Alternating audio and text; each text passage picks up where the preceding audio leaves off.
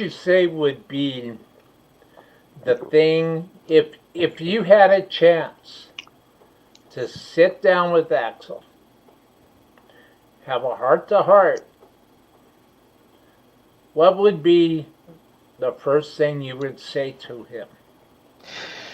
Well, I think, because I was playing in Los Angeles at the same time back in those days, I think I would probably do a lot more reminiscing than anything. Because we were both kind of, did, the LA music scene at the same time, and we're experiencing a lot of the same things, things that only if you were playing in Los Angeles at that time you would know about. And I think it would be much more of something like that, than the awestruck, that kind of thing. I think it would be more sharing the experiences, because playing in Los Angeles at that time, when it was like, it's really hard for people, because when you go to Los Angeles and you see a venue and you see a pretty big line going into a venue, you're basically your mental thing of seeing that is, wow, that's exciting. That's a big line. Well, when you were in Los Angeles on the Sunset Strip, the entire strip was packed with people like that. You couldn't tell where the line was and where people that were milling around outside of the venue. The entire Sunset Strip was a ton of people. And it was just the excitement of being in Los Angeles at that time, and playing in bands, and the technology wasn't the way it was. And when you were in a band, you were down in Los Angeles with your flyers, promoting shows, which is another great way to meet girls, because you're passing out your flyers, and there's your icebreaker, to start talking, to girls and stuff like that. And it was just a really exciting time to be playing in Los Angeles, and I think everybody that was doing it at that time thought that it was going to last forever. And it went extremely strong for at least 10 years, which for a genre, which you would call hard rock, heavy metal, hair bands, which kind of used to be lumped into one genre at that time. Genres usually have maybe about a 5-year lifespan, and then things change, and then other things become popular. That whole thing lasted for a good solid 10 years, being really, really strong in LA. And only the people that played in Los Angeles at that time really would know about these experiences, and all of the after parties. Another thing that was really kind of unique of that time, or was kind of the norm at that time. A party wasn't starting till around 11 o'clock. So if you got there at 9, you were like way early. And of course, people would party. At that time there was a lot of partying going on, and you would be partying till like easily 3-4 o'clock in the morning. That was the norm, back in those days. Whiskey parking lot. Yes, and nowadays, people, when they come to my shows, that the party starts at about 9 and ends at about 11. So things have changed quite a bit, since those days. But it's for a lot of people, I used to tell my kids when my kids were growing up in the 90s that maybe dad didn't, grow up to, maybe dad didn't have that huge rock star success, but I was fortunate enough to live a life that people only hear about. And nowadays I get to kind of perpetuate that for people because that's kind of the thing for people coming to tribute band shows, and most of the bands that are really, really popular are bands from the 80s, and they kind of want to relive that a little bit more in the safe zone of today. Rather than the intoxicated party doesn't start till about 11 p.m.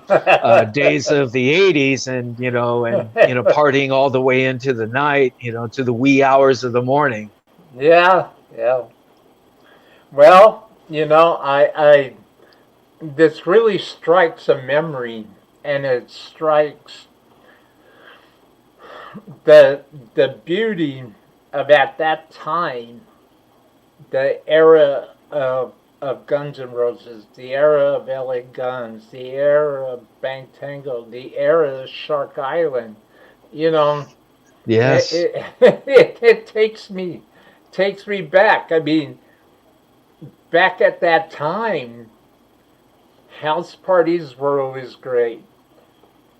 Never really that much out of control, unless Van Halen was playing in your backyard. I was around when Van Halen was playing, and they were doing backyard parties, and there were literally thousands of people that would show up to Van Halen's backyard parties. And this is years before they were signed. They were signed in the late 70s. And their backyard parties were pretty notorious. I grew up in the San Gabriel Valley, which is, Van Halen was kind of centralized in the Pasadena/Arcadia kind of area. And I grew up in the east side of San Gabriel Valley, which was more West Covina, Glendora. Which is where Tommy Lee went to Royal Oak High School. I went to West Covina High School. Mark Kendall grew up in I went to elementary school with Mark Kendall, and we were on Little League baseball team together. There was a lot of musicians that grew up in the kind of the San Gabriel Valley. It was kind of a hotbed for a lot of talent. Yeah. And Van Halen, they would do these backyard parties, and there would be literally thousands of people that would show up to their backyard parties. Yeah. I was fortunate enough to be playing in bands that had some pretty notorious backyard parties. I played a backyard party in Covina that had thousands of people show up, and 2 helicopters were flying over trying to break up the party, and nobody would leave until the band would stop playing, and we just kept playing so the cops couldn't break it up. It was quite at the time when you're doing it, you're not thinking how rebellious you are. No, you're not. You're just having a good time. Yeah, we're just having a good time. At that backyard party, all of a sudden we were playing, and I realized that, hey, if we don't stop playing and pack up our equipment, we're going to get arrested. Yeah. So I stopped playing, and the rest of the guys in the band goes, "What's going on?" And I said, "Hey, we need to get out of here. We need to get our equipment quick." So we packed all our equipment in the van. And the second I closed the doors of the van and I turned around, there was a cop standing there. And he was right in my face. And he goes, "You're in the band, aren't you?" And I go, "Yeah." And I literally talked to that cop for at least an hour. And thank goodness this happened back in the mid 70s, because I was able to talk the cops out of arresting us. I can't. That's when I realized I had the makings of being a good salesman. Yeah. But I actually talked that cop out of arresting us and confiscating our equipment because they were going to impound our equipment, and they let us go. That would never ever happen today. No. But yeah, I that was a backyard party that I played at back in the 70s, and there was a lot of great musicians. There was a guy named Tracy G that was very notorious guitarist that went on to play for Ronnie James Dio for about 5 years, and he was playing in the St. Gabriel at that time, and he had a lot of notoriety. A lot of people were talking about Tracy G back in the mid 70s. And there were a lot of great musicians playing in that area, and of course the top dogs were Van Halen. And their career speaks for itself. But I remember being in high school and seeing Van Halen flyers, people passing around flyers, when they were playing at some place called the International Casino, which was a bowling alley in Duarte, California. Yeah. It was a very, I had no idea at that time how fortunate I was to grow up in Southern California, in the San Gabriel Valley at that time. But now I look back and I'm just like, oh my gosh, I got to experience some crazy, crazy things.